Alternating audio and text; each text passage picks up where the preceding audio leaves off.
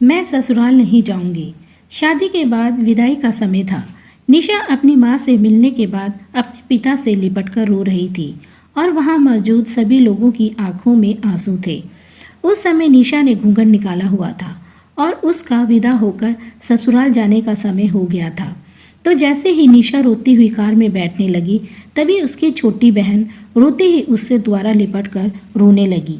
तभी गाड़ी के पास खड़े निशा के पति अभिषेक से उसका दोस्त रमेश कहता है, अरे यार अभिषेक, यहाँ से तो घर पहुँचते ही सबसे पहले हम 5 स्टार में एक बढ़िया सा खाना खाएंगे, क्योंकि यहाँ तेरे ससुराल में तो एकदम घटिया खाना था। ऐसा खाना तो हमारे यहाँ कुत्तों को भी नहीं खिलाते। तभी साथ ही खड़े अभिषेक के छोटे भाई ने भी कहा, हाँ यार, यहाँ का खाना तो एकदम बकवास था और रस मलाई में तो रस ही नहीं था। ये कहते हुए वह तीनों ही जोर जोर से हंस रहे थे। तभी निशा के पति अभिषेक ने भी अपने ससुराल वालों की मजाक उड़ाते हुए कहा कि हाँ यार, मैंने भी मजबूरी में ही यहाँ का खाना खा लिया, वरना मैं तो ऐसे खाने को हाथ भी नहीं लगाता। और अब पक्का हम तीनों घर पहुँचते ही अच्छे से होटल में खाना खाएंगे।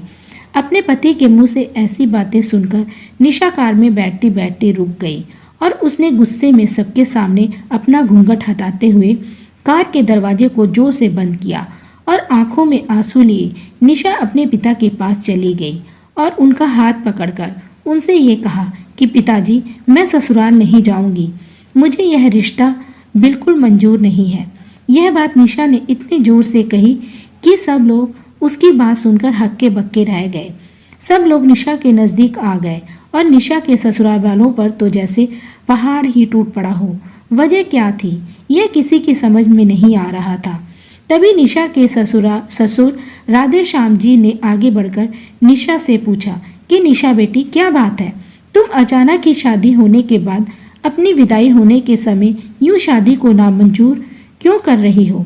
तभी निशा कुछ देर चुप रहने के बाद अपनी आंखों में आंसू लिए अपने ससुर से बोली कि बाबूजी, आपको पता है मेरे माता पिता ने अपने सभी सपनों को मारकर हम सभी बहन भाइयों को इतना पढ़ाया लिखाया और काबिल बनाया, और आप जानते हैं कि एक बाप के लिए उसकी बेटी क्या मायने रखती है।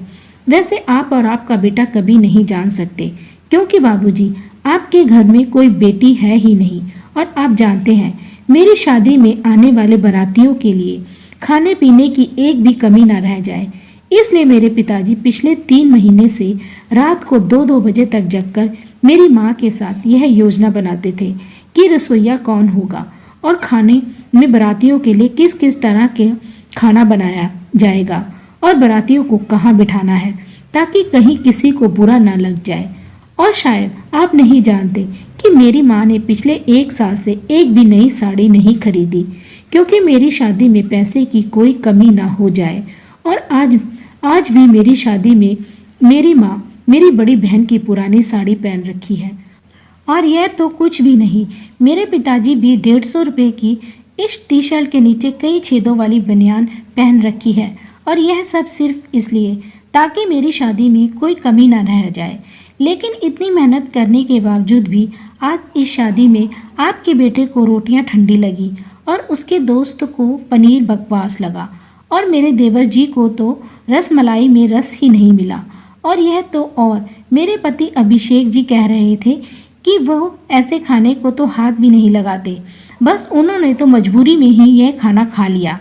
अगर यह सब उन्होंने मजबूरी में ही खाया तो इसकी क्या गारंटी है कि मुझसे शादी भी उन्होंने अपनी खुशी से ही कर रहे हैं। कल को अभिषेक जी यह भी कह सकते हैं कि मुझसे भी इन्होंने मजबूरी में ही शादी की है।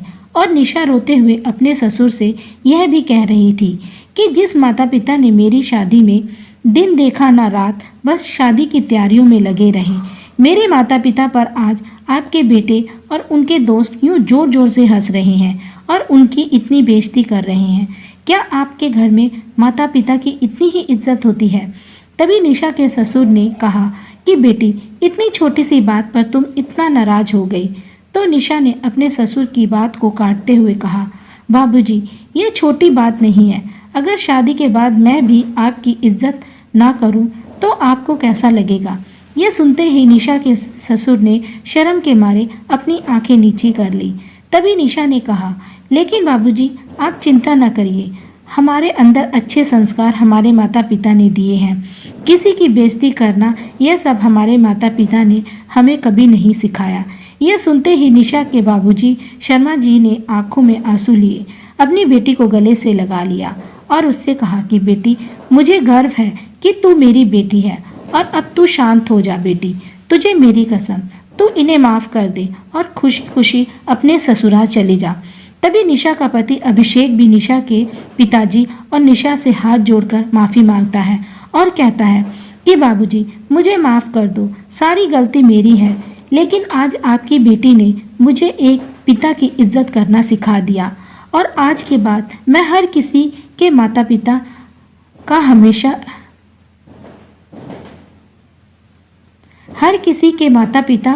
की हमेशा इज्जत करूंगा। उसी वक्त निशा के ससुर जी भी आगे आकर अपनी बहू निशा के सर पर हाथ रखकर कहते हैं कि मैं तो बहू लेने आया था, लेकिन ईश्वर बहुत कृपालु है, उन्होंने मुझे बहू के रूप में एक बेटी दी और वो भी इतने अच्छे संस्कार वाली, जो कि माता पिता का भी इतना सम्मान करती है। और अब बेटी, मेरे कहने से इन नालायकों को भी माफ़ कर दे, मैं हाथ जोड़ता हूँ तेरे सामने। तभी निशा अपने ससुर जी के दोनों हाथों को पकड़ लेती है और कहती है, नहीं बाबूजी, आप मेरे पिता के समान हैं, कृपया आप मेरे सामने हाथ मत जोड़िए। तभी निशा के पिताजी भी कहते हैं कि समधी जी, आप मेरी बेटी के सामने हाथ जोड़कर कृपया हमें शर्मिंदा मत कीजिए। मेरी तो आपसे बस इतनी ही प्रार्थना है कि हमेशा आप मेरी बेटी को अपनी बेटी समझना और इससे कोई गलती हो जाए तो इसे माफ़ कर देना। तो राधेश्याम जी ने अपने समधी शर्मा जी का हौसला बढ़ाते हुए कहा कि आप बिल्कुल चिंता मत करिए, बल्कि अब तो निशा बेटी ही हमारे पूरे घर को संभालेगी और अब ये ही हमारे घर की लक्ष्मी है। यह सुनकर निशा के पिताजी बहुत खुश हो जाते हैं और अपनी बेटी को खुशी खुशी विदा कर देते हैं और निशा अब राजी खुशी अपने ससुराल रवाना हो गई थी और अपने पीछे छोड़ गई थी आंसुओं से भीगी हुई अपनी माँ और पिताजी की आंखें और अपने पिता का वह आंगन, जिस आंगन में कल तक वह खूब हंसती खेलती थी। आज से इस आंगन की चिड़िया उड़ गई थी दूर परदेश में।